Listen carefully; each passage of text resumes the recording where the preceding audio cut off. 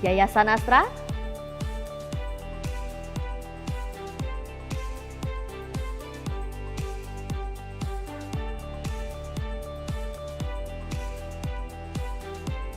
Komunitas Binaan Astra,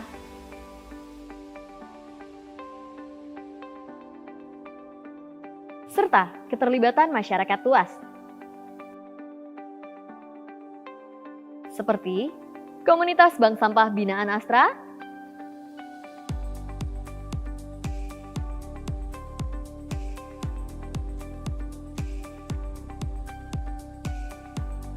Sekolah Adiwiyata,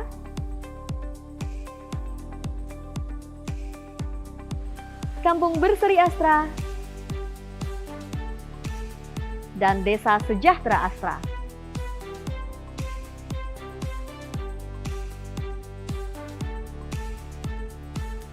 Dengan pencapaian ini, kami berharap gerakan ini dapat menekan jumlah sampah plastik sekali pakai di Indonesia dan mendorong masyarakat untuk lebih peduli terhadap lingkungan sekitarnya.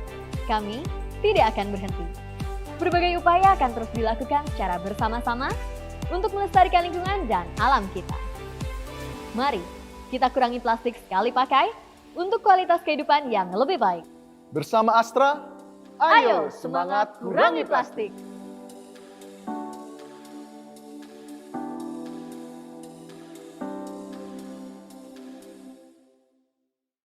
Saat butuh uluran tangan untuk bangkit melaju, mereka hadir.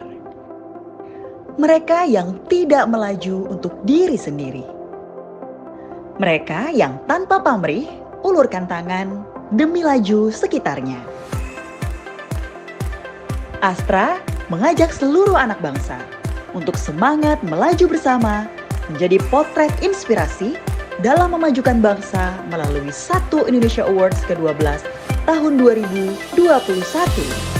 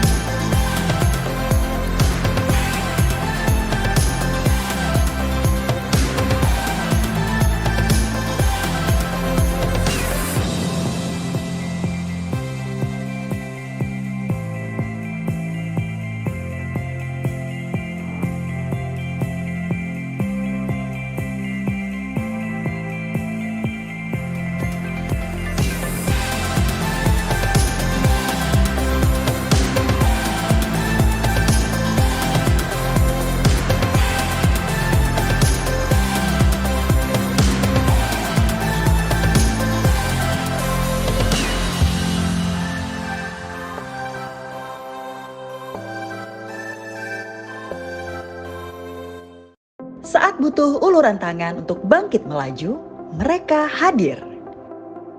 Mereka yang tidak melaju untuk diri sendiri.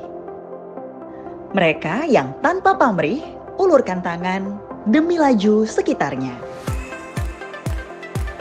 Astra mengajak seluruh anak bangsa untuk semangat melaju bersama menjadi potret inspirasi dalam memajukan bangsa melalui Satu Indonesia Awards ke-12 tahun 2021.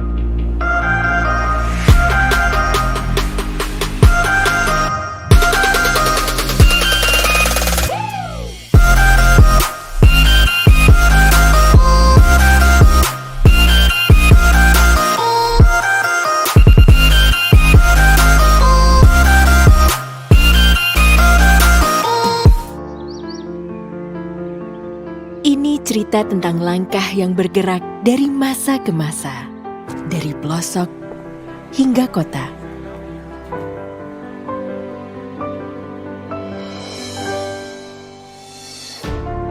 Cerita tentang langkah yang melaju dan mendorong semangat agar terus membara, membangun, berkarya, dan menggerakkan semangat bangsa. Ini adalah cerita tentang harapan yang menatap jauh ke depan, tentang perjalanan panjang yang tak pernah lelah, tentang tantangan yang selalu datang, namun langkah tak pernah goyah, menyatukan, mengeratkan, dan menebarkan semangat kebersamaan. Ini cerita tentang perjuangan anak bangsa yang tak pernah berhenti, yang bergerak melaju seirama dan berkontribusi untuk negeri. Lajunya memberi inspirasi untuk sejahterakan bumi pertiwi.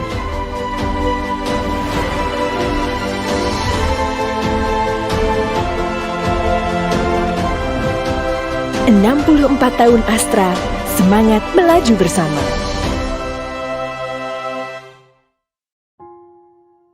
Sampah plastik merupakan permasalahan lingkungan yang tidak pernah usai. Tidak hanya merusak ekosistem yang ada di darat maupun laut, tetapi juga ancaman nyata bagi kelangsungan seluruh makhluk hidup di dunia. Dari hal ini, Astra memulai sebuah gerakan Semangat Kurangi Plastik untuk membantu permasalahan sampah plastik yang ada di Indonesia. Dengan mengurangi penggunaan plastik sekali pakai, meningkatkan kesadaran akan bahaya pencemaran sampah plastik, dan meningkatkan kepedulian, serta memberikan edukasi tentang cara pengolahan sampah plastik yang efektif. Gerakan ini berfokus pada pengurangan sampah plastik sekali pakai di aktivitas produksi dan aktivitas perkantoran sehari-hari, serta pemanfaatan ulang sampah plastik melalui program 6R, yaitu Refine, Reduce, Reuse, Recycle, Recovery, dan Retrieve to Energy. Melalui program-program yang diinisiasi oleh perusahaan Grup Astra,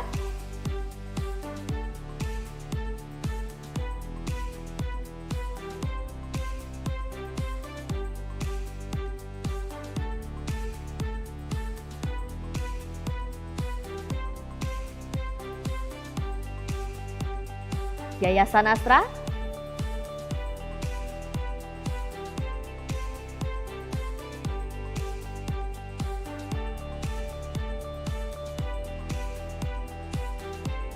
Komunitas Binaan Astra,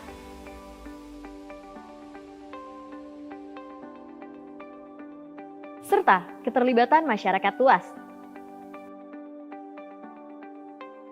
seperti Komunitas Bank Sampah Binaan Astra,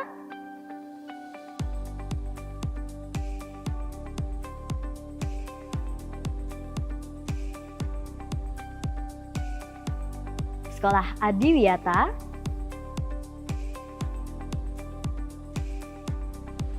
Kampung Berseri Astra, dan Desa Sejahtera Astra.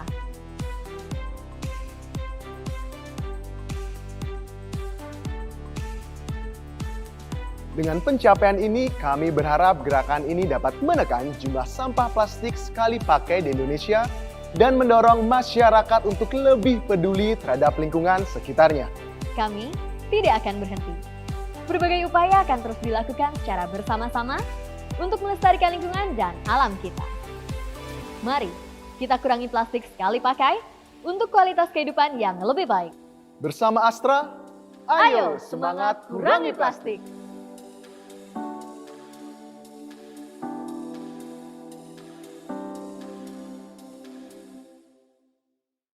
Saat butuh uluran tangan untuk bangkit melaju, mereka hadir. Mereka yang tidak melaju untuk diri sendiri. Mereka yang tanpa pamrih ulurkan tangan demi laju sekitarnya.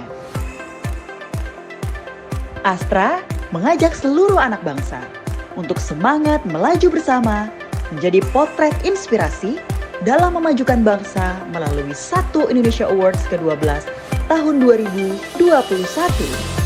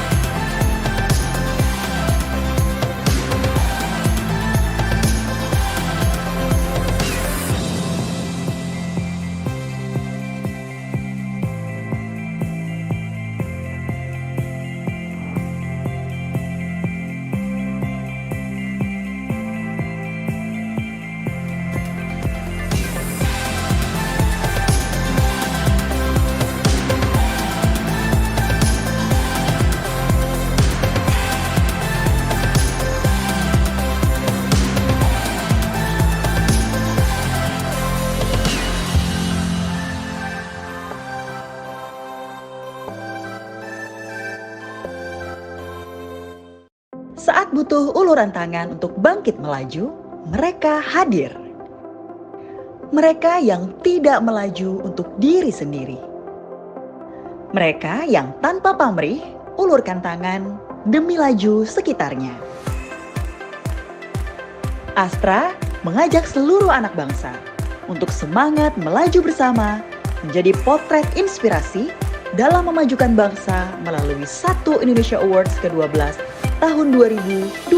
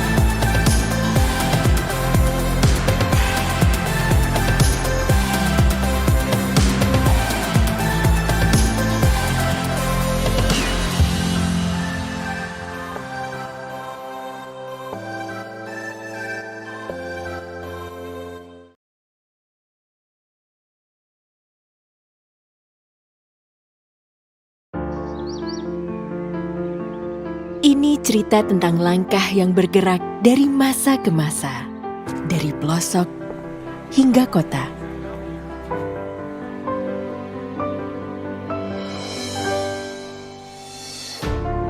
Cerita tentang langkah yang melaju dan mendorong semangat agar terus membara.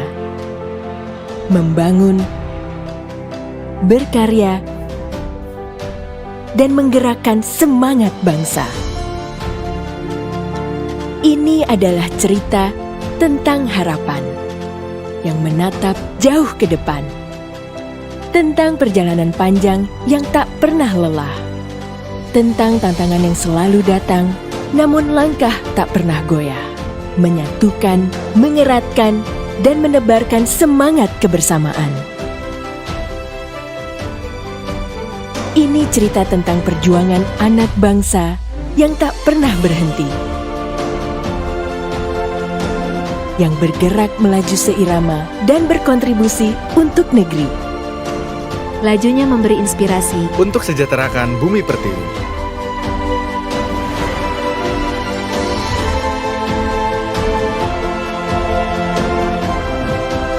"64 tahun Astra, semangat melaju bersama."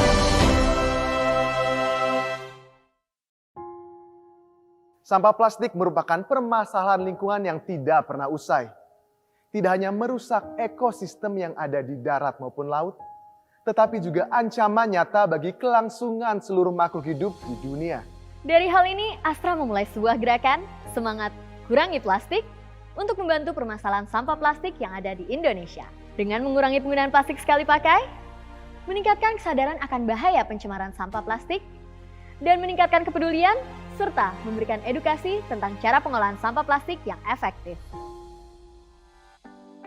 Gerakan ini berfokus pada pengurangan sampah plastik sekali pakai di aktivitas produksi dan aktivitas perkantoran sehari-hari, serta pemanfaatan ulang sampah plastik melalui program 6R, yaitu Refine, Reduce, Reuse, Recycle, Recovery, dan Retrieve to Energy. Melalui program-program yang diinisiasi oleh perusahaan Grup Astra,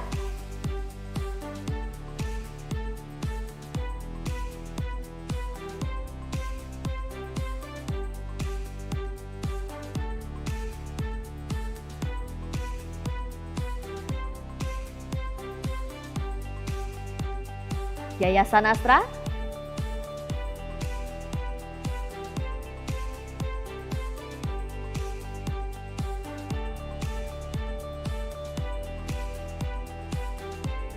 Komunitas Binaan Astra,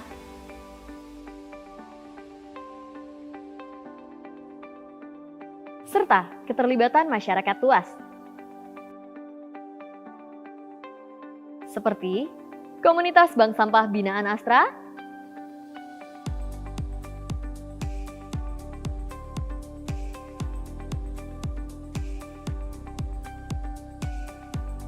Sekolah Adiwiyata,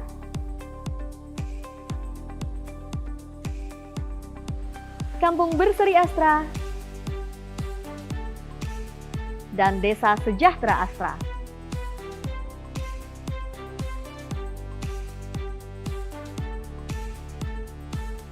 Dengan pencapaian ini, kami berharap gerakan ini dapat menekan jumlah sampah plastik sekali pakai di Indonesia dan mendorong masyarakat untuk lebih peduli terhadap lingkungan sekitarnya. Kami tidak akan berhenti. Berbagai upaya akan terus dilakukan secara bersama-sama untuk melestarikan lingkungan dan alam kita. Mari kita kurangi plastik sekali pakai untuk kualitas kehidupan yang lebih baik. Bersama Astra, ayo semangat kurangi plastik!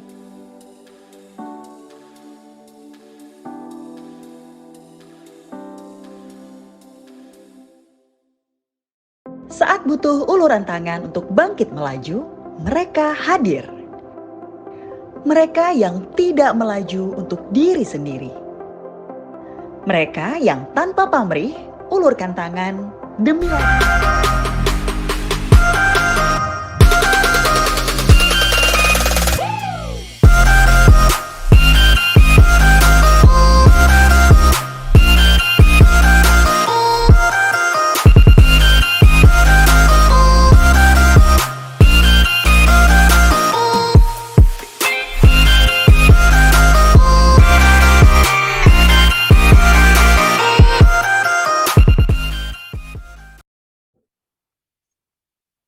Hai semuanya, apa kabar? Selamat sore. Semoga semuanya yang nonton saat ini lagi dalam keadaan sehat dan juga tetap semangat di bisa dibilang masa yang penuh dengan cobaan ini, ya. Masa yang tidak mudah bagi kita semua. Makanya di masa yang tidak mudah ini kita tetap harus saling menyemangati, tetap harus saling menguatkan dan saling memberi inspirasi. Makanya saya ucapkan selamat datang di Inspiranation bersama Satu Indonesia Awards ke-12 tahun 2021. Senang sekali rasanya saya Imam Darto menemani teman-teman semua yang ada di sini ya dalam sesi Inspiranation bersama Satu Indonesia Awards ke-12 tahun 2021 kali ini. Jadi buat yang belum pernah tahu apa sih itu Satu Indonesia Awards? Satu Indonesia Awards ini adalah apresiasi Astra, ya, yang diberikan kepada anak bangsa yang senantiasa memberi manfaat bagi masyarakat dalam 5 bidang. Apa aja sih 5 bidangnya, Mas Darto? Kesehatan, pendidikan, lingkungan, kewirausahaan, dan teknologi, serta satu kategori kelompok yang mewakili 5 bidang tersebut. Nah, pada tahun ini, Astra juga kembali memberikan tambahan kategori apresiasi khusus kepada pejuang tanpa pamrih di masa pandemi. Penerima apresiasi tingkat nasional dan apresiasi khusus masing-masing akan mendapatkan dana bantuan sebesar 60 juta rupiah serta pembinaan kegiatan. Nah, pada tahun 2021 ini, Satu Indonesia Awards memasuki tahun pelaksanaan ke-12. 12 tahun, wow. Sejak pertama kali dilaksanakan tahun 2010. Informasi lengkapnya silakan lihat di www.1-indonesia.com, www.1-indonesia.com, dan pendaftarannya dibuka hingga 2 Agustus 2021. Oke, teman-teman, hari ini kita akan ngobrol langsung dengan ini orang-orang hebat ini sosok-sosok yang berkontribusi besar, yang memberikan manfaat besar bagi masyarakat. Tapi sebelum kita mulai, intinya nih, saya mau ngasih rules dulu nih. Saya mau ngasih rules dalam live kali ini buat teman-teman. Jadi teman-teman bisa nanya langsung ke narasumber kita dengan nulis di kolom komentar di bawah live ini. Oke. Jangan lupa juga untuk subscribe YouTube Satu Indonesia karena 50 peserta yang beruntung akan mendapatkan cenderamata Astra dan akan diumumkan di kolom komentar YouTube. Selain itu akan ada 8 orang penanya terbaik yang akan mendapatkan GoPay masing-masing Rp250.000. Wow, lumayan sekali ya. Jadi silakan nanti bertanya melalui kolom chat, oke? Rule number 2, peraturan keduanya teman-teman dilarang untuk berkata kasar, mencemooh, atau ya pokoknya mungkin ada hate speech atau apa berkaitan dengan SARA. Tidak boleh di dalam kolom komentar, oke? Nah, siapa sih yang diundang pada sore hari ini? Akan ada 3 pembicara yang akan sharing secara live di sesi kali ini. Pembicara pertama yaitu Nikita Willy. Siapa yang tidak kenal Nikita Willy? Dia mematahkan banyak hati laki-laki di akhir 2020 kemarin. Setelah kita kira dia akan menjadi bidadari selamanya, tapi tidak. Dia dinikahi juga. Seorang public figure ya. Lalu pembicara berikutnya ini Mbak Elsa Maharani. Ini penerima apresiasi Satu Indonesia Awards 2020 bidang kewirausahaan. Lalu juri Satu Indonesia Awards ke-12 tahun 2021 yaitu Billy Boon. Siapa tidak kenal Billy Boon, founder yang on top.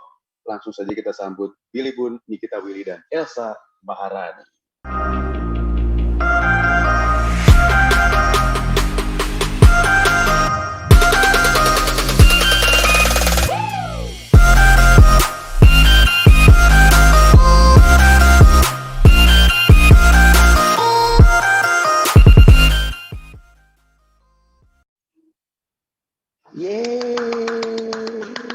Hai, apa kabar semuanya? Halo, sehat-sehat selalu semua ya. Hai Billy, apa kabar? Halo, apa kabar? Mbak Elsa, baik, alhamdulillah sehat ya. Alhamdulillah. Mbak Elsa, apa kabar? Ya, alhamdulillah. Iya, alhamdulillah. Hai. Sehat ya? Sehat, alhamdulillah. Alhamdulillah. Nikita juga sehat ya? Sehat, alhamdulillah. Kamu sehat? Aduh, ditanya sehat sama Nikita ya sehat lah. Fresh sekali ya dari sini, kamu sangat-sangat fresh loh hari Oh ini. iya dong, kan ada lampu vlogger, jadi fresh gitu kan. Ring light ya. Oke, kita akan ngobrol-ngobrol dengan Billy, dengan Mbak Elsa, dengan Nikita, banyaklah seputar entrepreneurship juga salah satunya. Ntar kita akan ngobrol dengan mereka satu persatu, tapi mungkin buat Billy dulu deh, langsung kita jump into the questions, jump into the discussion. Ini kan masa yang tidak mudah seperti yang saya udah bilang tadi kan, Bill. Sebagai seorang entrepreneur sendiri, gimana menurut Anda nih dunia kewirausahaan di masa sekarang ini tuh gimana sih?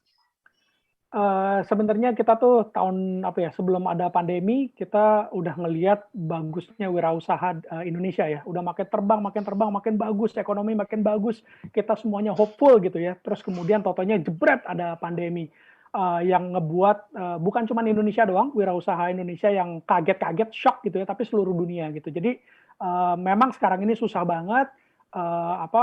Tapi saya juga ngelihat banyak banget pelaku wirausaha di Indonesia yang masih terus hopeful ya. Jadi banyak yang nggak give up, tapi juga memang harus kita akui memang keadaan sekarang ini parah banget dan memang sulit gitu. Cuman ya berharap jangan give up lah gitu. Karena kalau entrepreneurs-nya give up, ya gimana ekonomi Indonesia nggak akan bangkit gitu.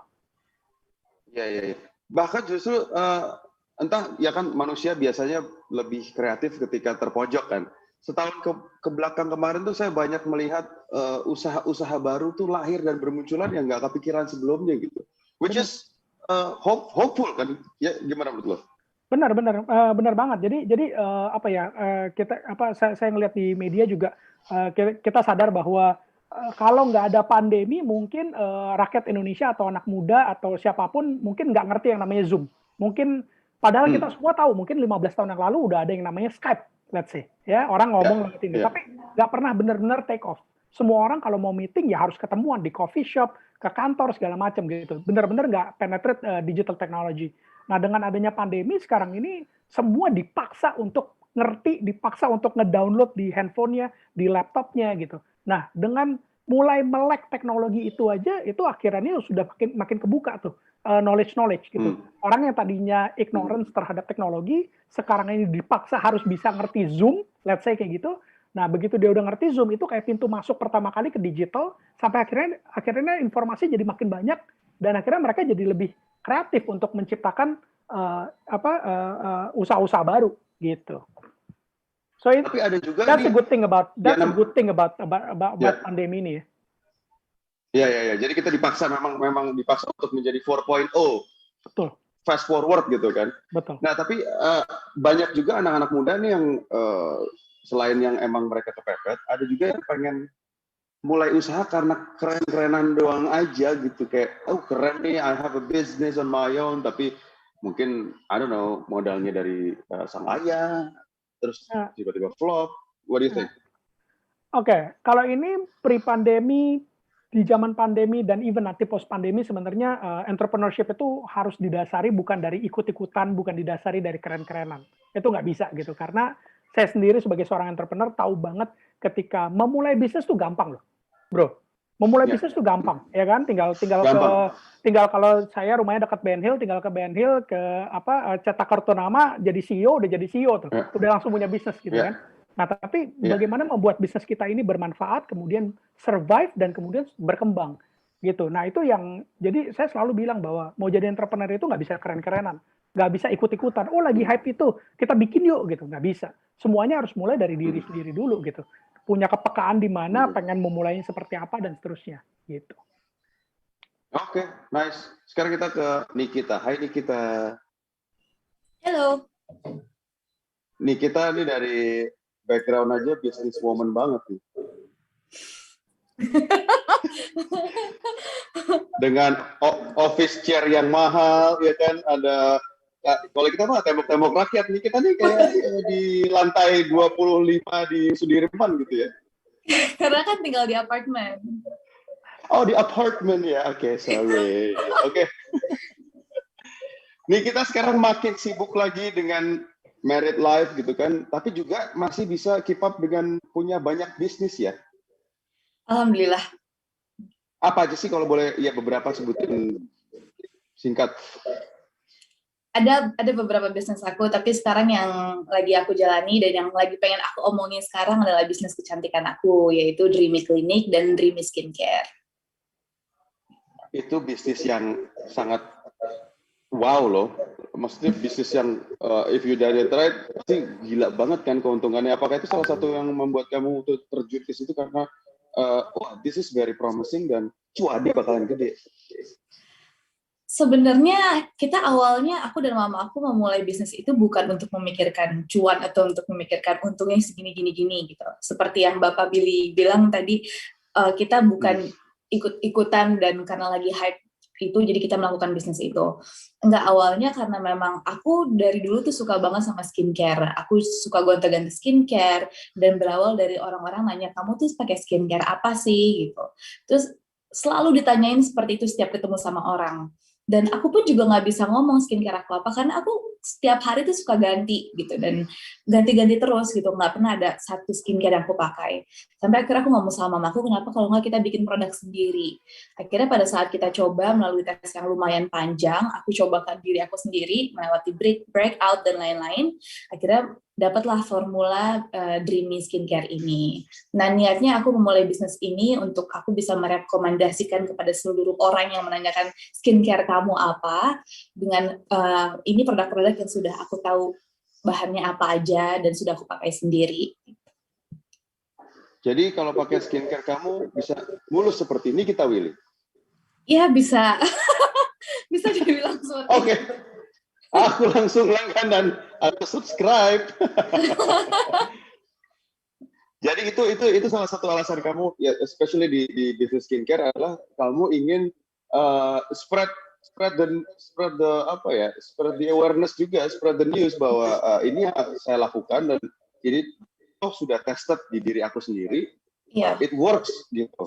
Iya, dan apalagi kan kalau kecantikan skincare itu adalah hal yang sangat penting buat semua perempuan, bukan cuma perempuan, sebenarnya laki-laki gitu. Jadi kita memilih bisnis itu karena itu yang aku suka. Aku memang agak gila dengan skincare, dan itu yang bisa aku omongin terus sama orang-orang kalau ini loh skincare apa aja yang aku pakai gitu.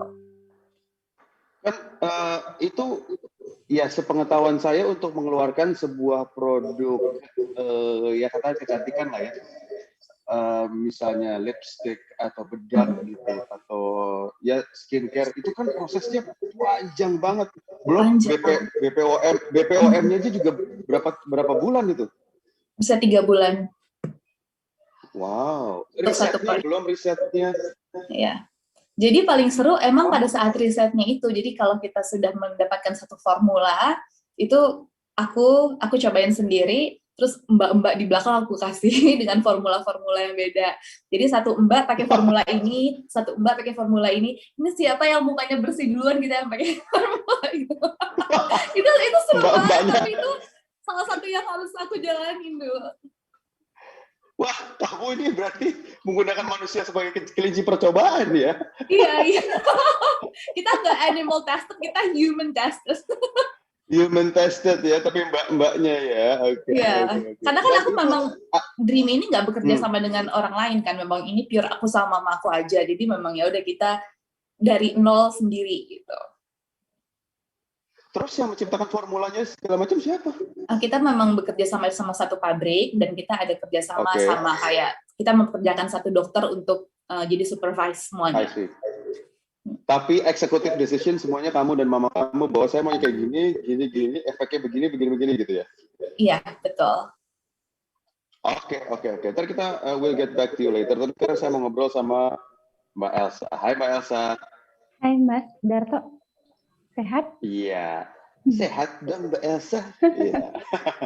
Mbak Elsa ini penerima apresiasi Satu Indonesia Award yang ke-12 ya, bidang kewirausahaan. Sebenarnya usaha Mbak Elsa itu apa? Boleh cerita sedikit, dan gimana awalnya sampai Mbak Elsa ngebangun brand sendiri? Oke, terima kasih Mas Darto. Jadi sebenarnya Elsa itu penerima anugerah yang ke-11. Tahun ini baru yang ke-12. Nah, jadi tahun 2020 ya. Nama bisnis aku itu namanya Maharani Hijab. Itu sebuah brand fashion yang bergerak dalam busana muslim. Jadi kita produksi gamis, mukena, jilbab, dan perlengkapan muslim lainnya. Terus kalau bicara tentang perjalanan bisnis, itu udah aku mulai sejak SD gitu. Jadi waktu SD itu, iya. Jadi kebetulan aku itu terlahir dari anak kedua dari 10 orang bersaudara. Coba dibayangin. Iya. Wow. Jadi 10 ya? Iya. Jadi waktu itu berarti kalau ibu kamu ditanya hobinya apa, hobinya melahirkan gitu ya? Alhamdulillah semuanya itu sekarang udah inilah Mas Dato. Jadi flashback ya. Jadi waktu SD itu aku pernah jualan es mambo. Jadi uangnya itu bisa ngumpulin beli kulkas sendiri gitu. Terus pas SMP, serius? Iya, buat bikin sendiri gitu. Terus pas SMP pernah jualan sendal. Pas kuliah itu temen kuliah bilang gini, Elsa nih, lu jual palu gada gitu. Apa lu gue mau lu ada gitu.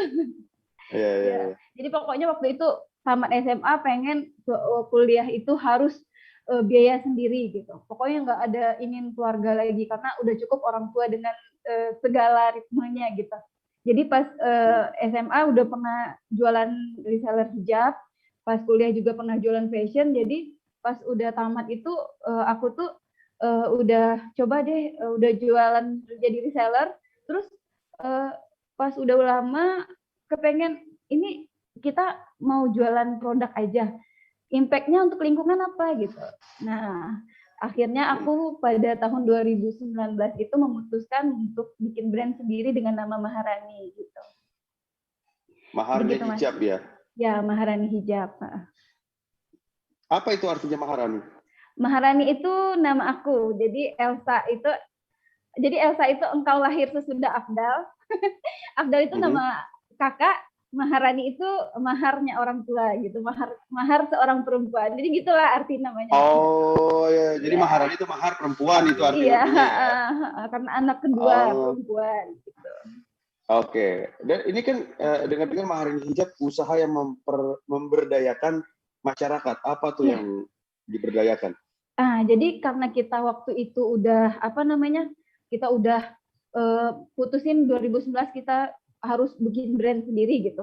Jadi aku udah coba cari deh maklon ke ini siapa yang bisa jahit gitu. Akhirnya kita cari maklon keliling Sumatera Barat. Sumatera Barat. Ternyata ada sih di beberapa kota. Udah kita cari 2 tempat, tapi tidak sesuai dengan standar kita gitu.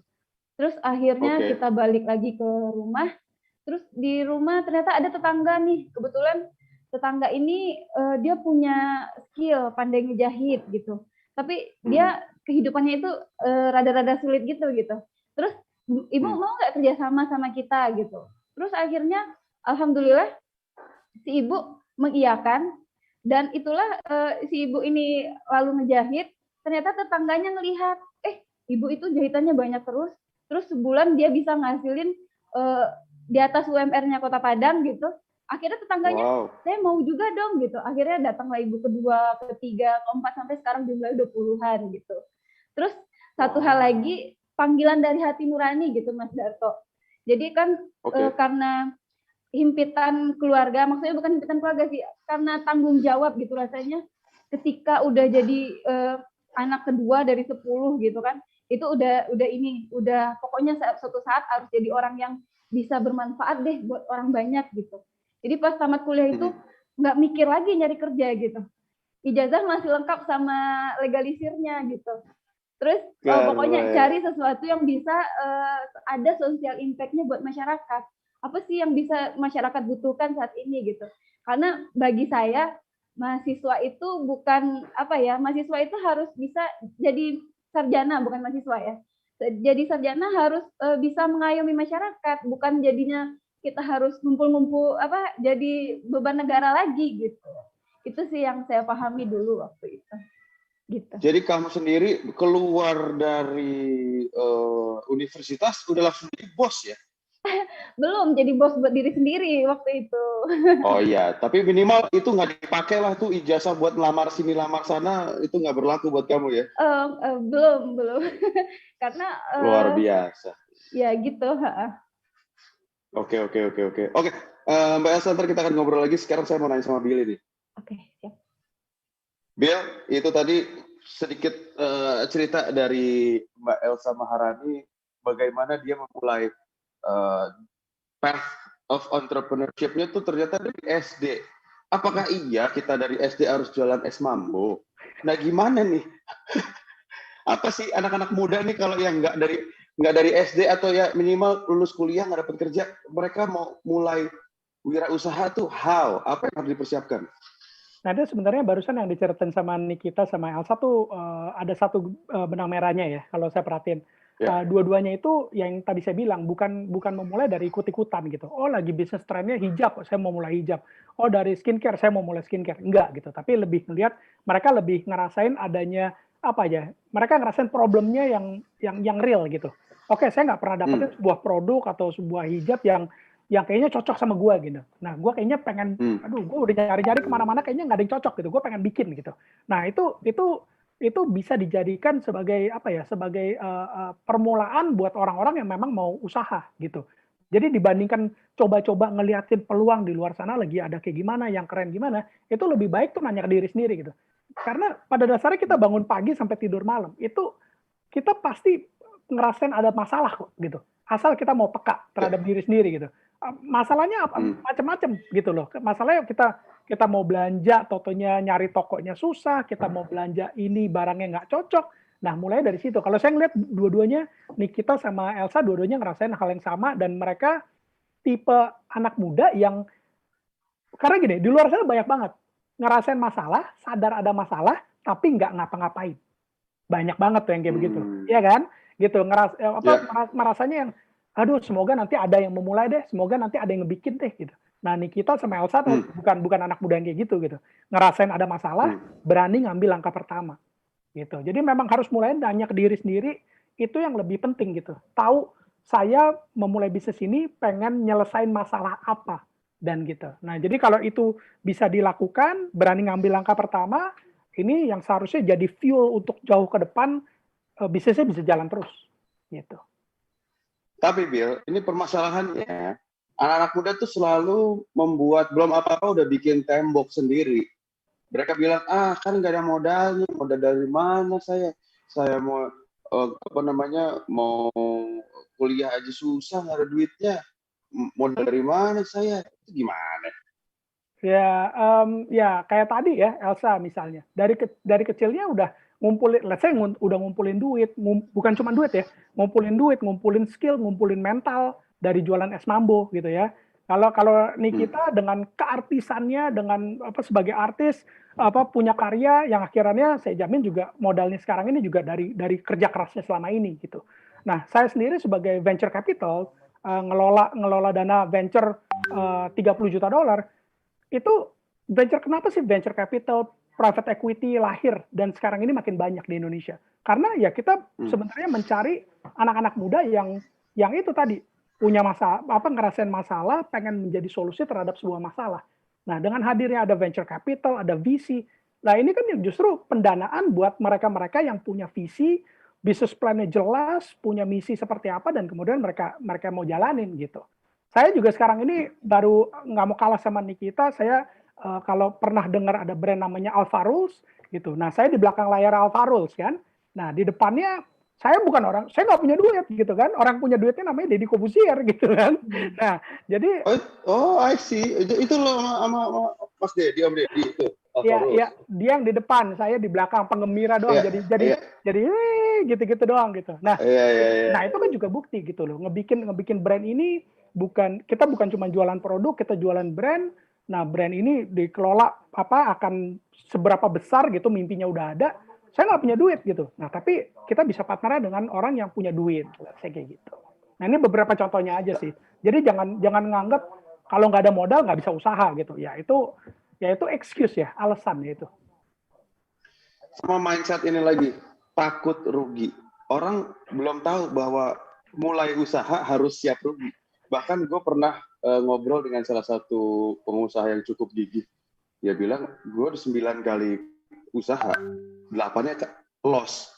Yang terakhir ini baru gue ada traction dan take off gitu. Ya. Nah, tentu lo ini sesuatu yang sangat wajar lo temui sebagai venture capital. Udah siap invest di 8, cuma 1 yang take off kan. Itu gimana coba dijelasin? Ya, oke. Jadi kalau di venture capital ya, terutama kenapa banyak orang yang ngelihatnya 9 invest 10, 9 gagal, 1 hopefully bisa berhasil gitu. Ini memang pemikiran venture capital di awal-awal tahun 2010, 2012. Tapi semakin ke sini, semakin ke sini venture capital juga nggak seperti itu sih.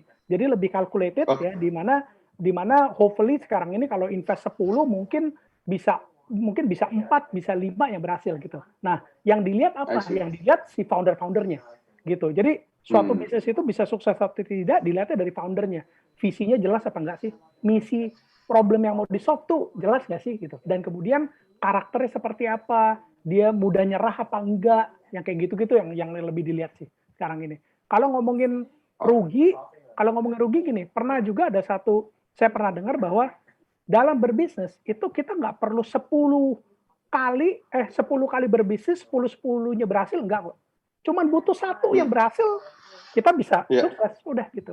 Jadi bukan berarti semua yang kita lakuin harus berhasil, enggak. Yang penting ketika kita ngelakuin sesuatu, kalaupun gagal, kita pelajarin, kita analisa. Gitu. Oke, sekarang saya akan berbicara dengan founder Dreamy ya. Oke, Nikita. Dreamy kan namanya? Yes. Oke. Ini sebagai founder on many businesses, kamu juga pasti mengalami yang namanya rugi. Nggak semua bisnis kamu take off dong, ya nggak? Pasti ada juga yang, wah ini bakar duit nih, gue subsidi uang terus ke situ kan. Ada juga. Ada banget, apalagi aku sama mama aku tuh nggak ada background bisnis sama sekali kan. Kita juga kayak gimana nih langkah selanjutnya apa, kita awalnya juga benar-benar buta banget gitu. Jadi up and down-nya tuh pasti ada. Nggak usah awal bisnis, orang yang sudah sukses berbisnis aja ada masa-masa turunnya lagi gitu. Jadi kayak apalagi dalam step kita untuk menuju sukses, pasti kita banyak kegagalan-kegagalan yang harus kita belajar dari situ gitu. Dan aku sama mamaku juga nggak malu untuk gagal, nggak malu untuk terus bertanya sama orang-orang yang memang sudah berpengalaman di bidangnya, apalagi yang harus kita lakukan gitu. Ada story failure nggak yang akhirnya cukup nggak tahu menjadi pelajaran buat kamu berbisnis? Kayak pernah ada kita punya satu formula untuk serum gitu, dan kita udah cobain sekali dan ternyata bagus formulanya, terus kita langsung banyak gitu, pesennya langsung banyak banget, tapi ternyata cepet basinya gitu, jadi langsung expired dan itu angus semuanya. Itu salah satu kerugian yang lumayan besar waktu itu di Dreamy, tapi dari situ kita harus belajar gimana-gimananya supaya tidak terjadi kedua kali.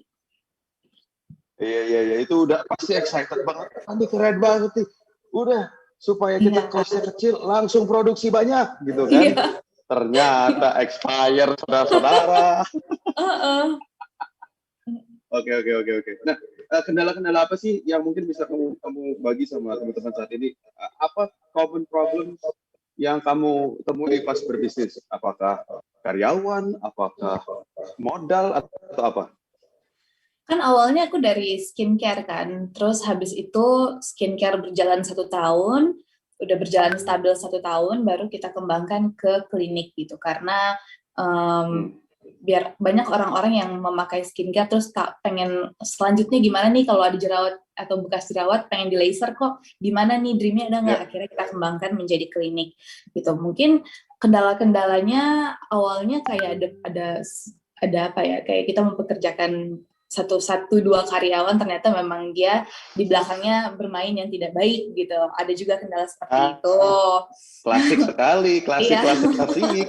Terus ada yang seperti tadi kayak barang yang ternyata pesan banyak banget, ternyata kita nggak cek expired date-nya gitu-gitu. Terus karena kita ada beberapa reseller, ternyata dari reseller yang jahil itu juga ada. Jadi sebenarnya banyak banget masalah-masalah yang aku sama mamaku mungkin masih bisa dibilang ini bisnis kecil-kecilan kami tuh yang kita hadapin gitu. Cuma memang harus kita hadapin dan kita belajar dari masalah-masalah itu.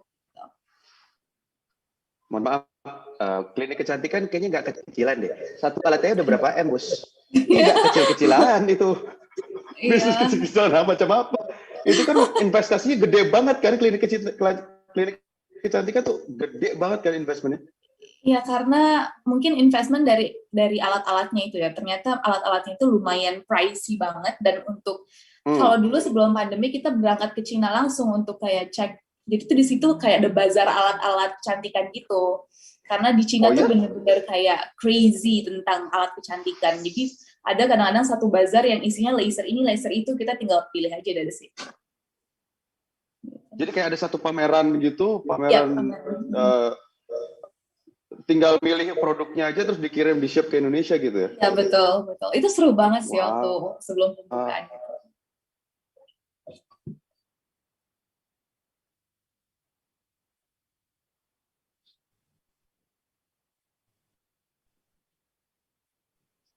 Nah, apresiasi seperti satu Indonesia Awards ini.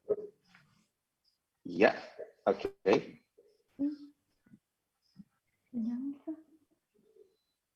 Oke, we're back online. Halo, Halo. sudah kembali semuanya? Oke. Sudah Apa kembali. saya yang menghilang tadi ya? Lu yang ngilang tadi, bro. Lu yang ngilang tadi. Saya yang hilang ya? Mohon maaf. Sampai mana tadi saya? Oh ya, Niki lagi, balik lagi ke Niki ya. Gimana tanggapan Niki tentang adanya program apresiasi seperti Satu Indonesia Awards ini?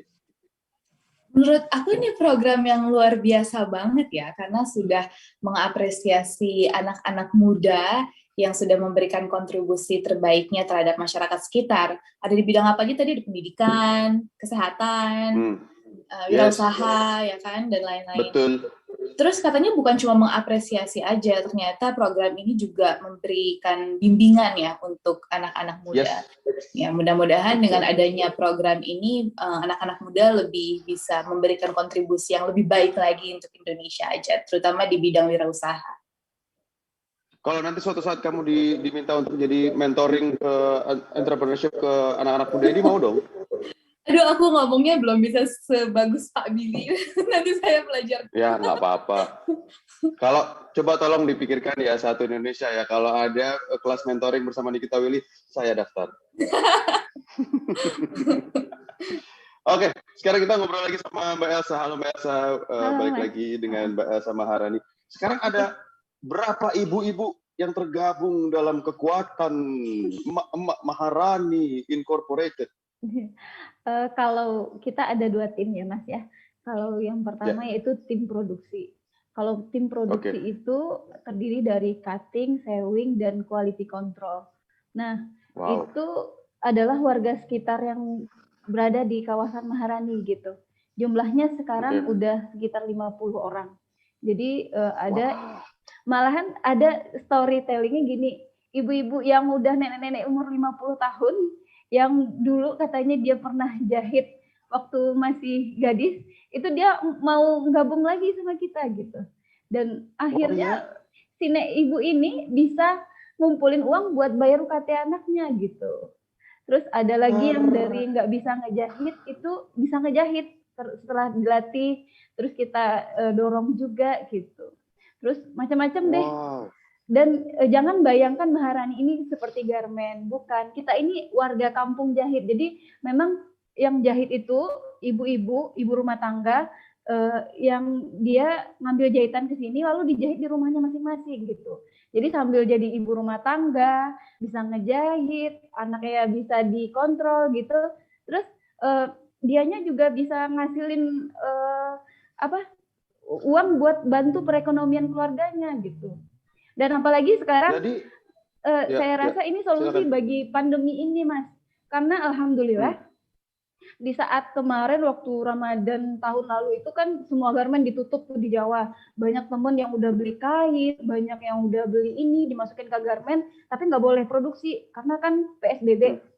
Nah, kami alhamdulillah kita jahit di rumah masing-masing. Jadi kita cukup tegakkan prokes, bawa masker, pakai sanitizer, lalu datang sekali seminggu ibunya untuk ngantar jahitan dan mengembalikan jahitan gitu. Jadi nanti ibunya datang di quality control, lolos, baru kita jual ke customer gitu. Nah itu untuk produksi. Saya baru dengar ini ada jahitan work from home nih ya, baru sekarang. Iya, jahitan pun work from home sekarang. Nah, Oke, itu produksi. Untuk sewing ya tadi ya? Iya, saya cutting sama quality control tetap di sini. Sewing boleh bawa ke rumah gitu. Nah, yang kedua yaitu dari segi pemasaran. Nah, kalau pemasaran ini kita ada yang namanya agen, ada yang namanya reseller. Agen kita udah ada yang di luar negeri Mas, ada yang di Hong Kong, ada yang di Qatar, ada yang di Mesir gitu. Nah, untuk agen itu berjumlah sekitar 65 orang dan reseller itu ada ratusan.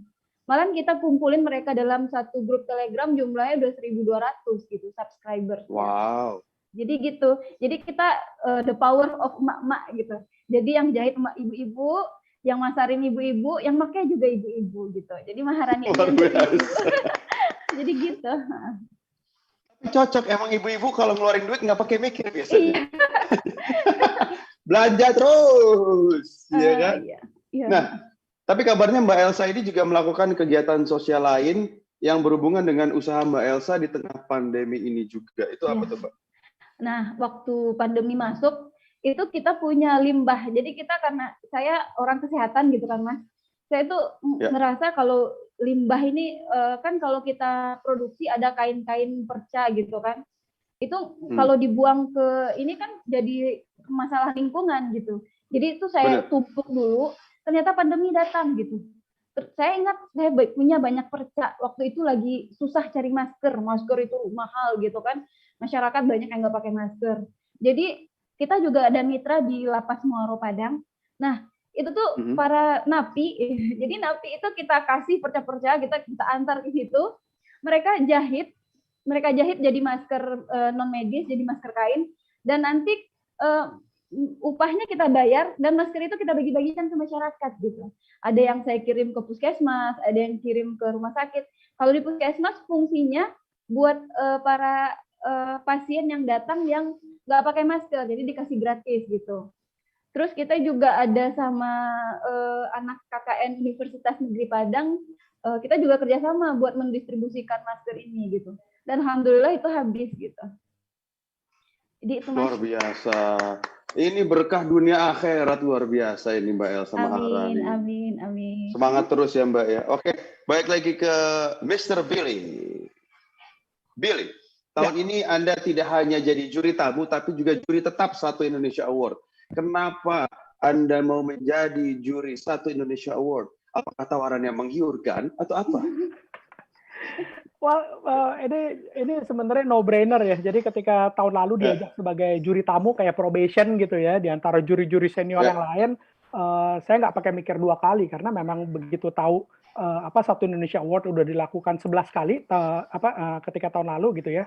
Itu ngelihat yang ya itu tadi nih, kita juga udah bilang kan bahwa mengapresiasi anak-anak muda yang bukan cuman bilang saya mau mengubah dunia, tapi melakukan hal konkret, berani mengambil langkah pertama kayak Elsa, kemudian ya udah konsisten untuk melakukan itu terus gitu. Jadi diapresiasi, kemudian dibentuk sebuah jaringan family gitu ya, Satu Indonesia Award Family gitu, kemudian dimentorin dan seterusnya. Ya buat saya it's a no-brainer gitu loh, karena memang kebetulan saya sebagai foundernya On Top punya pilarnya tuh sama persis sama Satu Indonesia Award gitu. Makanya tahun lalu protes sama Astra, kenapa baru diajak di tahun ke-11 gitu? Orang lahirnya sama-sama 12 tahun yang lalu gitu kan.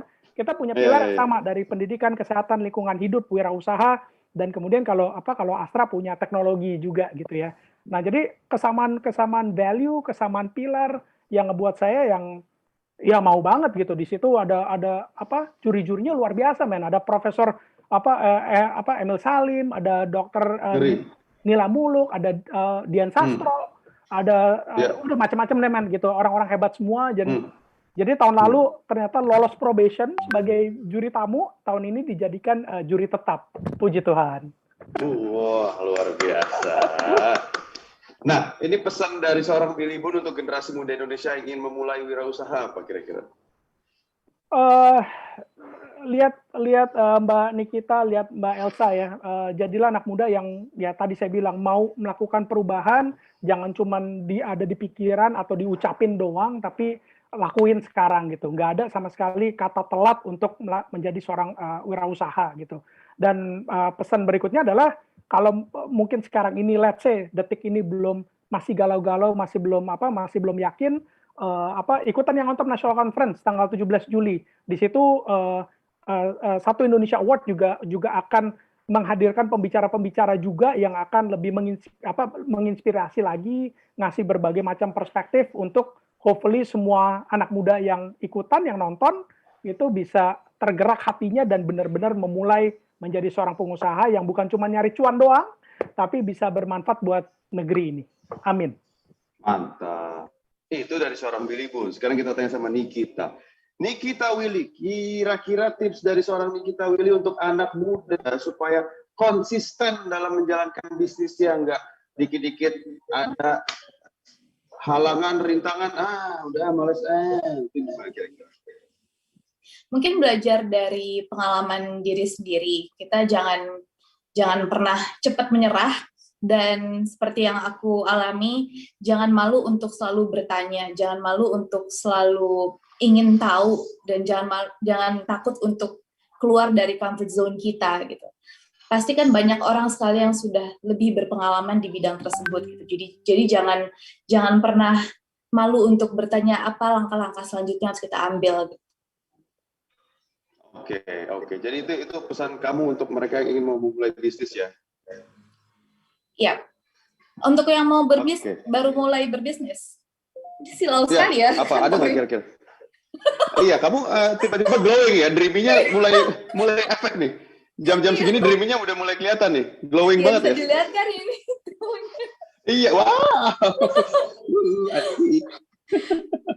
Oh, mungkin terakhir pesannya adalah kalau bisnis itu tuh bukan kompetisi, tapi kita harus niatin dulu, kita berbisnis nih sebenarnya mau apa sih gitu. Kita berbisnis niatnya baik untuk memberikan yang terbaik untuk konsumen kita dan untuk memberikan lapangan pekerjaan buat orang-orang lain gitu. Jadi insya Allah kalau niatnya baik, pasti akan mendapatkan hasil yang baik juga. Mantap, terima kasih Nikita Willy. Wah, Nikita Willy dengan seperti itu kelihatannya glowing. Kalau saya berminyak. Mbak Elsa Maharani sekarang. Sebagai penerima apresiasi Mbak, ya ada perbedaan yang dirasain nggak setelah menerima apresiasi sebagai penerima Satu Indonesia Awards di tahun 2020 kemarin? Apa tuh impact-nya setahun belakangan ini? Oh, impact-nya banyak banget, Mas. Jadi yang pertama itu kita diberi pembinaan untuk perkembangan karya. Nah, kita sejak menang Indonesian Award, Satu Indonesia, jadi saya tuh ngerasa nggak sendiri loh gitu. Karena ternyata kita dikumpulkan dengan orang-orang yang punya visi yang sama gitu. Jadi kita disatukan satu grup. Nah, di situ kita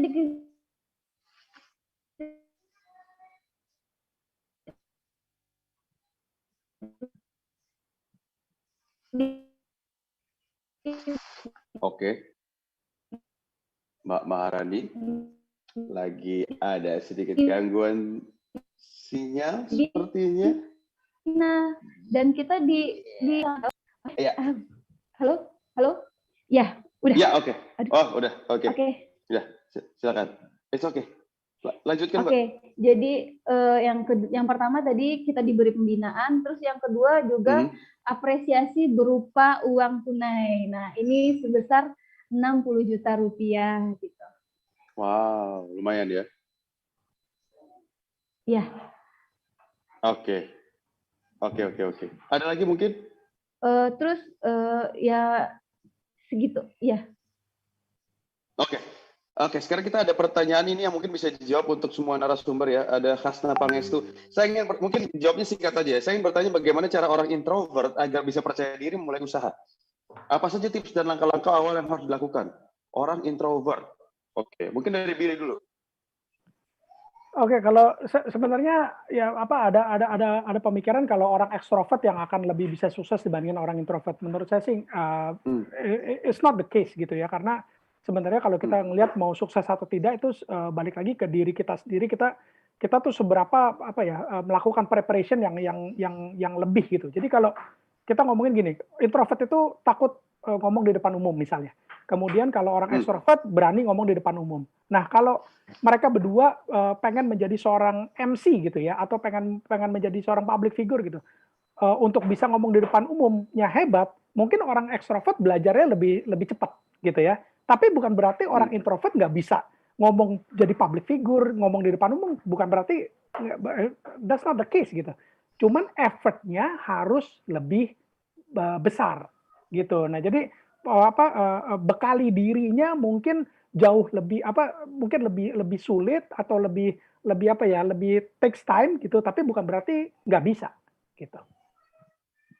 Kerja keras kali ya, karena orang-orang berbakat akan kalah dengan orang-orang yang bekerja keras. Exactly, betul. Spot on. Itu apa yang gue ngomongin selama tadi barusan 20 menit diringkas dengan baik dengan sama Mas Darto tuh. Kalau gitu gue tadi langsung ngomong itu dari awal aja ya. Iya, lo seharusnya nggak usah nanya gue tadi, langsung lo yang jawab aja tadi. Enak dia dong nggak kerja ya. Oke. Pertanyaan kedua untuk Elsa. Dari Hamid Khairuddin. Mbak Elsa, apa sih tips untuk bisa bertahan dalam berwirausaha di masa pandemi ini? Terus gimana kakak dapat nominasi Astra? Gimana caranya dapat nominasi Astra, bagi tips dong kak. Oke. Gimana survival mode di masa pandemi ini? Terus gimana cara dapat nominasi Astra? Apakah kenal orang dalam katanya? Oh enggak deh. Ya, silakan, Mbak. Terima kasih Mas. Iya, jadi ada yang unik juga saya dapat ini karena pas pertama kali dikabarkan Mbak Elsa ada yang WA gitu dari Astra. Selamat Mbak Elsa dapat ini dari Astra gitu kan. Terus saya bilang nggak saya balas karena saya pikir penipuan online. Jadi saya bukan mendaftar. Saya pikir Dikira penipuan. saya pikir gini, saya nggak tahu dulu ada satu Indonesia Award, serius. Jadi saya ternyata saya didaftarkan gitu. Jadi cara untuk dapat apresiasi satu Indonesia Award itu bisa mendaftarkan diri atau didaftarkan. Terus ternyata setelah saya pikir itu hanya penipuan online gitu. Terus saya coba tanya ke suami, ini ada yang ini, oh ternyata suami saya yang daftarkan. Lalu orang Astra, suami itu juga udah lupa kalau dia pernah daftarkan, itu lucunya. Lalu lalu setelah seminggu setelah itu orang Astranya datang, lalu orang Astra datang, terus kita di foto gitu untuk buat dokumentasi. Setelah itu dikurasi. Nah, kurasinya ada Mas Billy Bun juga di dalamnya, ada Profesor Fasli Jalal, ada ada banyak jurinya deh pokoknya waktu itu. Jadi dikurasi, setelah itu alhamdulillah kita warga Kampus Jahit terpilih menjadi salah satu nominasi. Terus tips di kala pandemi adalah yang pertama jalani bisnis itu sesuai hobi gitu. Seperti Mbak Niki tadi, Mbak Niki karena hobinya skincare, jadi bisnisnya skincare gitu. Gitu juga dengan Elsa. Elsa hobinya itu fashion gitu. Jadi kalau dulu itu pergi ke mall gitu, bukan buat belanja, buat lihat-lihat doang gitu. Jadi kalau udah lihat, udah belanja itu udah senang gitu. Jadi gimana sih cara hobi yang menghasilkan gitu. Jadi karena kita hobinya itu, lalu kita bisnis di situ. Jadi yang paling enak itu adalah hobi yang berbayar gitu Mas. Jadi kalau hobi dibayar enak gitu. Terus kalau misalnya rugi juga nggak bikin nangis-nangis banget gitu. Terus yang paling penting tipsnya bertahan adalah digital marketing. Nah, alhamdulillah Maharani di kala pandemi itu bukannya turun, tapi naik. Alhamdulillah kalau dulu kita produksinya cuma 700, 800 sampai 1000 per bulan. Sekarang di tengah pandemi kita udah produksi 250 gamis dan perlengkapan muslim lainnya per bulan gitu. Jadi naik 2,5 kali lipat dari tahun sebelumnya. Oke, mantap. Pertanyaan selanjutnya untuk Nikita Dwi Rizky. Halo Kak, saya ingin bertanya, hal apa yang perlu kita perhatikan sebelum memulai usaha? Dan sikap yang harus kita tegakkan saat mendapat kendala itu apa? Mungkin seperti yang tadi kita udah omongin kali ya. Kita bertanya sama diri sendiri, kita butuhnya apa, kita mau melakukan apa, terus bener-bener diniatin dengan niat yang baik gitu. Seperti aku lakukan mengikuti passion aku yaitu skincare. Jadi aku niatin, oke, aku akan berbisnis skincare. Dan kalau misalkan udah ada niat yang kuat, niat yang baik, aku yakin kok modal bisa datang dengan sendirinya. Maksudnya kayak mencari investor atau kan bisa kayak kalau misalkan mau bekerja sendiri bisa jual-jual pre-love gitu sampai kekumpul uangnya dan menjadikan modal usaha gitu kan. Bisa kalau misalkan niat, kita pasti akan melakukan apapun untuk mendapatkan jalan keluar. Nah, kalau misalkan sudah ada kayak masalah-masalah yang membuat kita down, kita balik lagi ingat kalau goal kita tuh apa. Oke, itu dia tadi pertanyaan Dewi Rizky ya. Next buat Billy deh dari Hanatasha. Gimana sih tips mengelola emosional psikis ketika resiko terburuk pada bisnis datang menghampiri kita? Wah, ini emosional psikis pasti down, ngedrop, sales turun, tiba-tiba tagihan harus bayar ruko. Nah, itu pasti bete tuh, gimana tuh? Ya, Emotional management. Nah, jadi mulai sebenarnya paling pentingnya adalah di awalnya dulu, bro, karena banyak anak muda yang punya tabungan, let's say misalnya 100 juta, kemudian dia mau memulai bisnis, dia keluarin 100 jutanya gitu.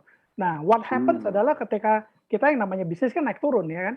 Nah, pada saat kita keluarin seluruhnya, kemudian bisnis kita lagi turun, itu stresnya bakal gila-gilaan itu. Gitu. Makanya kalau kita unfortunately di luar sana kita banyak baca berita, ada aja pengusaha yang totalnya sampai bunuh diri. Kenapa? Karena dia habis-habisan, gitu kan? Semua modalnya habis, dia mungkin pakai pinjam uang bank dan seterusnya gitu.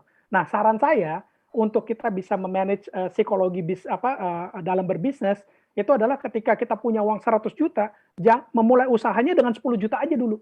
Let's say misalnya 10% nih. Nah, dengan demikian kalau nanti bisnisnya lagi ancur-ancuran, kan nggak mungkin terlintas mau bunuh diri dong. Orang ruginya, orang hilang duitnya cuma 10% dari duit kita yang kita punya gitu. Nah, jadi kalau keluarin seluruhnya, rugi seluruhnya, kita bisa mampus-mampusan depresi. Tapi kalau kita keluarinnya cuma dikit dibandingkan tabungan kita, kalaupun itu rugi total pun, kita kan masih ada backingan di belakang gitu. Nah, itu yang akan membuat kita pada saat terpuruk, secara psikologisnya kita juga nggak mampus-mampusan gitu. Jadi emotional management dimulai dari risk management juga ya? Betul, yes. Oke. Next, ada lagi nih izin tanya kepada Kak Billy Bun. Oke, bagaimana menurut Kakak berwirausaha dapat termasuk ke dalam change a future to Indonesia selain bentuk investasi dan lain-lain? Oke, change a future to Indonesia. Berarti masa depan yang lebih baik untuk Indonesia kali ya. Silakan. Yes. Karena ya itu tadi ya, entrepreneurship itu adalah pelaku-pelaku yang orang-orang yang mau menyelesaikan masalah. Nah, dengan anak-anak muda semakin banyak yang melakukan usaha, buka usaha, itu kan berarti kan solving a lot of problems. Itu satu, udah pasti untuk lebih baik, bangsa ini udah pasti akan menjadi lebih baik. Kedua, yang kita semua tahu lah, ketika memulai usaha pasti kita mempekerjakan orang lain. Itu berarti penyerapan tenaga kerja juga semakin gila gitu. Nah, di era pandemi sekarang ini tadi juga saya yakin dari Nikita maupun Elsa, cara promosi, cara marketingnya juga sudah menjadi beda. Kalau zaman dulu punya brand, kita harus buka toko, ya kan? Buka toko di mall, berapa duit tuh? Mau buka cabang, setengah mati gitu. Kalau sekarang, satu, digital marketing, kedua, bisa pakai reseller, agent, distributor, dropshipper. Nah, ini in a way ngebantuin banyak banget anak-anak muda yang lain yang mungkin belum ngerti gimana atau masih takut-takut berwirausaha, mereka bisa memulai dengan menjadi dropshipper, jadi reseller, jadi agent, dan mungkin ujung-ujungnya jadi distributor gitu. Nah, kalau ini semua dilakukan, yang tadi saya ngomongin, ya ini kan bangsa Indonesia udah menjadi lebih baik, pasti. Gitu. Ekonominya juga pasti menjadi lebih baik. Gitu. Kita jangan menjadi bangsa yang bangsa konsumtif gitu. Jadi konsumer doang gitu loh. Brand lain semuanya masuk ke Indonesia, jualan ke rakyat Indonesia gitu. Nah, saatnya bangsa ini berdiri, bangkit dengan punya brand-brand Maharani Hijab, punya Dreamy, Alvaros, dan yang lain-lain gitu. Dan masih banyak lagi brand-brand yang lain. Dan itu brand kita jadi jagoan di kandang kita, dan hopefully bukan cuma di kandang kita doang. Regional, kalau perlu global. Amin. Itu penting, amin. Kita butuh banget terus di era seperti ini, butuh banget seperti itu. Oke, terakhir mungkin dari kita nih, tolong dong berikan motivasi kepada anak muda, generasi milenial supaya bisa open-minded dalam memulai wirausaha. Supaya bisa open-minded. Silakan. Apalagi di masa-masa seperti ini, kita lagi di rumah aja, kayaknya ini saat yang tepat untuk kita lebih berpikir lagi dan kita try untuk step out of our comfort zone gitu. Kita kadang-kadang suka kayak takut untuk kegagalan, takut untuk jatuh, takut untuk segala hal. Padahal itu yang harus kita lewati sampai kita bisa mendapatkan kesuksesan gitu. Karena banyak sekali orang-orang sukses sana yang memang belajar dari kegagalannya sampai benar-benar sukses gitu. Jadi menurut aku kita sebagai anak muda, apalagi kita penerus generasi, kita harus berani untuk keluar dari comfort zone kita dan menciptakan mungkin lapangan-lapangan pekerjaan yang baru. Gitu. Oke, luar biasa, sungguh kata-kata yang memotivasi dari seorang Nikita Willy. Oke, baiklah, terima kasih semuanya, Billy Bun, Nikita Willy, dan Mbak Elsa Maharani. Thank you very much. Sudah mau meluangkan waktunya dan sharing di sesi kali ini. Kita sampai jumpa lagi di kesempatan ya. Oke, bye. Bye. Itu dia, mudah-mudahan bermanfaat untuk semua teman-teman yang nonton saat ini ya. Dan seperti yang udah saya infoin di awal tadi, bahwa akan ada 50 peserta yang beruntung yang akan mendapatkan Cenderamata Astra dan akan diumumkan di kolom komentar YouTube Satu Indonesia. Jangan lupa sekali lagi untuk subscribe YouTube Satu Indonesia, siapa tahu kamu yang beruntung. Selain itu, ini dia, ada 8 nama penanya terbaik yang beruntung mendapatkan hadiah GoPay Rp250.000. Ada Hasna Pangestu, Hamid Khairuddin, Kintan Prameswari, Dwi Rizky, Diki Permata Putra, Hanatasha Muhammad Rauf Alfanzuri, dan Ekos Aji. Oke, itu dia pemenangnya. Selamat kepada para pemenang. Pemenang bisa kirim data diri kamu, nama, nomor HP, bukti adalah kamu adalah pemenangnya dengan screenshot akun YouTube kamu ke WhatsApp. Catat nomor WhatsApp-nya 0814 1413 0720. Sekali lagi 08 14 14 13 0720. Semoga hadiahnya bermanfaat untuk kalian. Oke, tidak lupa saya sampaikan kembali untuk daftar. Daftarkan diri kamu atau sosok yang menurut kamu tepat untuk menjadi penerima apresiasi Satu Indonesia Awards ke-12 tahun 2021. Dan sebagai informasi, ini line up dewan jurinya sih, wah edan sih. Dewan Juri Satu Indonesia Awards ke-12 tahun 2021 adalah Profesor Nila Muluk, dosen Fakultas Kedokteran UI, Profesor Emil Salim, dosen Ilmu Lingkungan Pasca Sarjana UI, Profesor Fasli Jalal, Rektor Universitas Yarsi dan Guru Besar Pasca Sarjana Universitas Negeri Jakarta, Insinyur Tri Mumpuni, pendiri Institut Bisnis dan Ekonomi Kerakyatan, Ono W. Purbo, PhD, pakar teknologi informasi. Arif Zulkifli, PLT, Direktur Utama PT Tempo Inti Media Tbk. Dian Sastrowardoyo, pegiat seni, Dilibun, founder Yang On Top. Boy Kelana Subroto, Head of Corporate Communications Astra. Dan yang terakhir, Diah Suran Febrianti, Head of Environment and Social Responsibility Astra.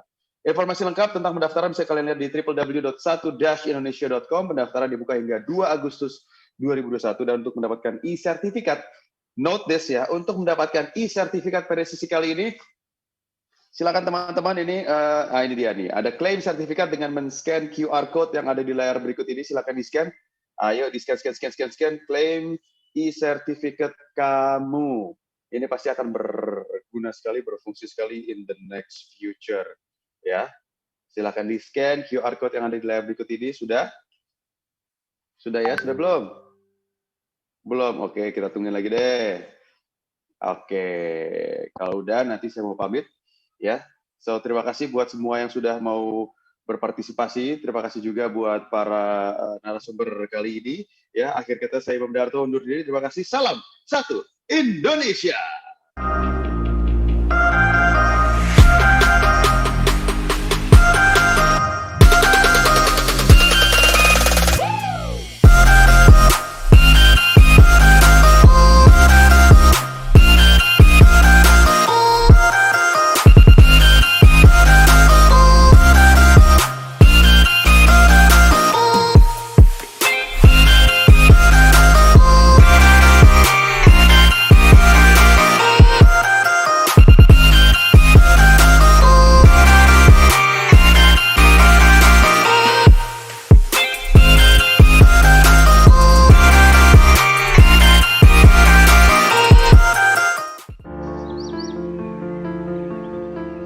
Cerita tentang langkah yang bergerak dari masa ke masa, dari pelosok hingga kota.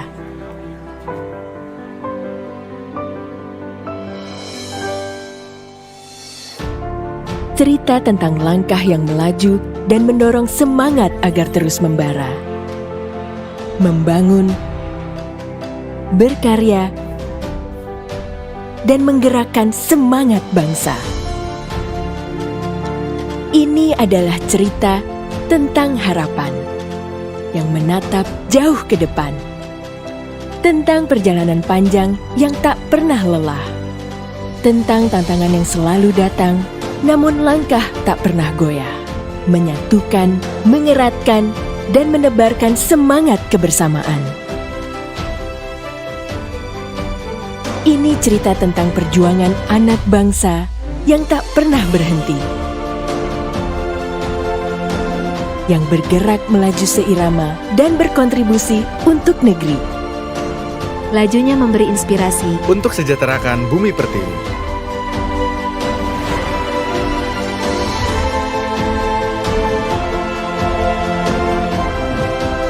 "64 tahun Astra, semangat melaju bersama." Sampah plastik merupakan permasalahan lingkungan yang tidak pernah usai. Tidak hanya merusak ekosistem yang ada di darat maupun laut, tetapi juga ancaman nyata bagi kelangsungan seluruh makhluk hidup di dunia. Dari hal ini, Astra memulai sebuah gerakan Semangat Kurangi Plastik untuk membantu permasalahan sampah plastik yang ada di Indonesia. Dengan mengurangi penggunaan plastik sekali pakai, meningkatkan kesadaran akan bahaya pencemaran sampah plastik, dan meningkatkan kepedulian, serta memberikan edukasi tentang cara pengolahan sampah plastik yang efektif. Gerakan ini berfokus pada pengurangan sampah plastik sekali pakai di aktivitas produksi dan aktivitas perkantoran sehari-hari, serta pemanfaatan ulang sampah plastik melalui program 6R, yaitu Refine, Reduce, Reuse, Recycle, Recovery, dan Retrieve to Energy. Melalui program-program yang diinisiasi oleh perusahaan Grup Astra,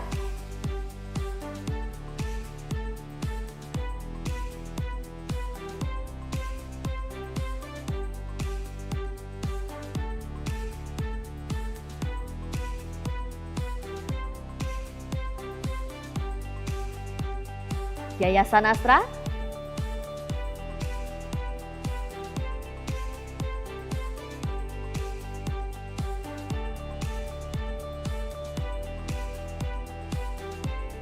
Komunitas Binaan Astra,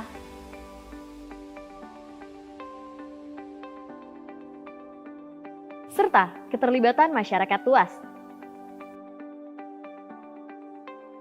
Seperti Komunitas Bank Sampah Binaan Astra,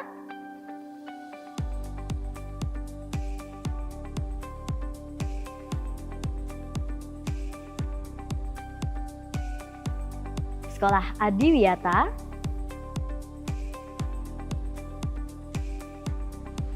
Kampung Berseri Astra, dan Desa Sejahtera Astra.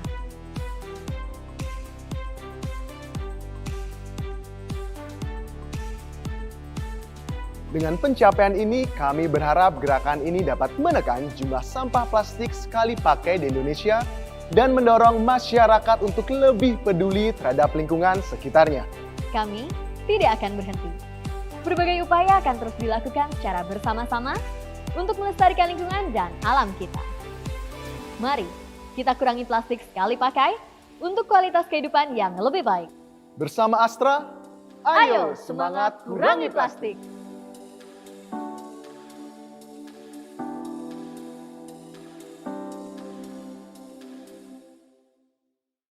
Saat butuh uluran tangan untuk bangkit melaju, mereka hadir. Mereka yang tidak melaju untuk diri sendiri. Mereka yang tanpa pamrih ulurkan tangan demi laju sekitarnya. Astra mengajak seluruh anak bangsa untuk semangat melaju bersama menjadi potret inspirasi dalam memajukan bangsa melalui 1 Indonesia Awards ke-12 tahun 2021.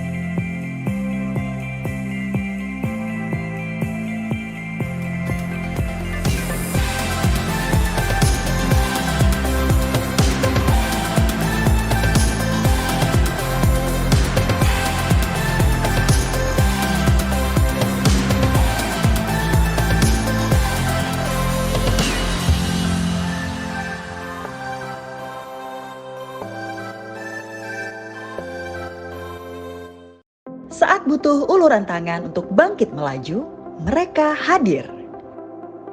Mereka yang tidak melaju untuk diri sendiri. Mereka yang tanpa pamrih ulurkan tangan demi laju sekitarnya. Astra mengajak seluruh anak bangsa untuk semangat melaju bersama menjadi potret inspirasi dalam memajukan bangsa melalui 1 Indonesia Awards ke-12 tahun 2021.